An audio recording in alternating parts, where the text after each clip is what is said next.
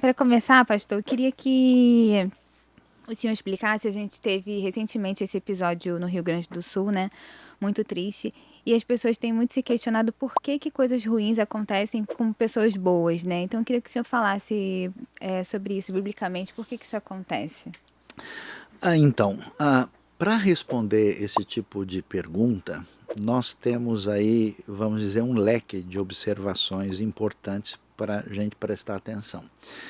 A primeira questão é que eu acho que o nosso mundo de hoje, o mundo tecnológico, né, cheio de assim sugestões de que o ser humano tem muito poder, muita força, que ele consegue resolver tudo, a gente perde um pouco da dimensão da finitude e da limitação e da fragilidade do ser humano. Então, na verdade, a gente não é nada, né? A gente é uma poeirinha no universo. E isso está sujeito a uma série de situações de todo quanto é tipo. E essas coisas acontecem dentro da ordem natural, e não só ordem natural, mas também de uma realidade onde o nosso mundo está dentro de um contexto de imperfeição. A Bíblia nos apresenta uma ideia que nós temos um mundo caído. Então, quando você vai ler o livro de Amós, por exemplo, ele diz, isso aqui é a profecia que Deus deu 2 anos antes do terremoto. Ele menciona o terremoto como terremoto. Então, essa é a primeira perspectiva que a gente deve entender. A segunda coisa que deve ser observada é que não quer dizer que seja o caso, né?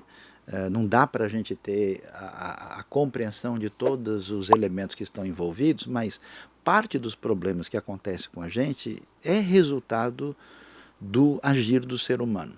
Quer dizer, ou agir do ser humano porque ele passou do ponto, fez uma série de coisas que facilita esse processo, né? É difícil dizer que essa é a causa principal do que acontece lá, ou porque, sabendo de certas situações, as pessoas não tiveram a capacidade de prevenir adequadamente. Por exemplo, quem vai ao Japão, eu já estive 4 vezes no Japão, e o Japão é um lugar assim muito sujeito a terremotos. Então eles fizeram o quê? Prédios que são prédios preparados para terremoto. É como se os prédios tivessem grandes molas, quando, né, as molas ali, o prédio balança e não vai cair. A construção foi preparada para isso. Então, uma das razões por que coisas desse tipo acontecem é porque a gente, em alguns casos, precisa se preparar melhor. Agora, a chuva, diz a Bíblia, cai sobre os bons e os maus. A gente não pode olhar uma situação dessa e dizer o seguinte, olha, Deus mandou para o Rio Grande do Sul por essa razão, por aquela razão, porque nós não temos uma autorização para isso. E, na verdade, a gente precisa mudar a pergunta. A pergunta que a gente faz é semelhante ao que a gente encontra em João capítulo 9. Né? Esse homem nasceu cego. De quem é a culpa? Dele ou dos seus pais?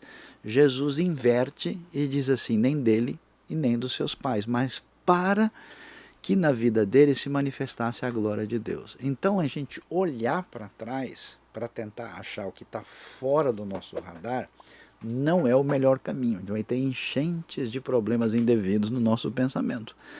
A ideia que a gente deve levantar agora é a seguinte: como essa situação problemática e negativa pode ser invertida de uma maneira benéfica. Então, era uma coisa interessante. Os seres humanos, quando abandonados a si mesmos, são muito egocêntricos, né? Estão olhando para si mesmos. E não é coisa bonita a gente ver a solidariedade do Brasil todo nesse momento difícil? Quer dizer, já devia ser assim normalmente, mas quando acontece uma situação dessa, você tem uma oportunidade de transformar a crise em solidariedade. E o que a gente deve ter em mente é como essa situação tão problemática, tão dolorosa, tão difícil, como isso pode nos ajudar a construir uma sociedade melhor e a mobilizar as pessoas para que a gente possa produzir uma qualidade de vida em todos os aspectos para o benefício da sociedade. Então a gente nem sempre tem todas as respostas do porquê, mas a gente tem um bom caminho do para quê. E eu espero que a gente consiga chegar lá. Eu acredito também que nesse momento de dor, momento difícil, né, muitas pessoas podem estar entregando sua vida a Deus, estarem vendo o que que realmente importa. Com certeza, até porque numa hora dessa, você vai ver solidariedade muito grande de quem tem sintonia com Deus de toda a graça. Aí a pessoa, eu já vi isso várias vezes na minha vida, falando, mas por que essa pessoa está fazendo isso para mim?